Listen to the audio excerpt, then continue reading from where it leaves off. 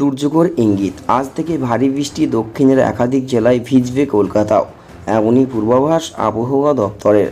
তো বন্ধুরা, ফের রাজ্যের উত্তর সহ দক্ষিণ কলকাতা, বাংলাদেশের কোন কোন জেলায় হতে চলেছে এই ঝড় বৃষ্টি, এ বিষয়ে হাওয়া অফিস কি জানাচ্ছে বিস্তারিত জানিয়ে দেবো ভিডিওটির মাধ্যমে।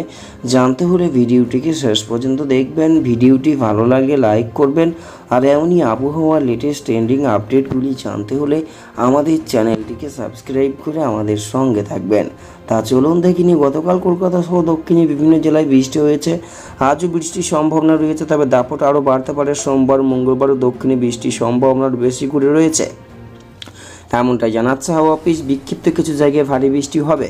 দক্ষিণ 24 পরগনা, 2 মেদিনীপুর, পুরুলিয়া, বাঁকুড়া ছাড়া বজ্র বিদ্যুৎ সহ বৃষ্টির সম্ভাবনা রয়েছে কলকাতাতেও। 22-23 তারিখ সব জেলাতেই হালকা মাঝারি বৃষ্টি হতে পারে, তবে অধিক বর্ষণের সম্ভাবনা রয়েছে। তবে বেশ কিছু জায়গায় ভারী বৃষ্টি হবে বলে জানিয়েছেন তারা। মঙ্গলবারও ভারী বৃষ্টির সম্ভাবনা 2 বর্ধমান, হাওড়া, হুগলি, উত্তর 24 পরগনা, পাশাপাশি কলকাতাতেও বজ্র বিদ্যুৎ সহ হালকা মাঝারি বৃষ্টি হবে।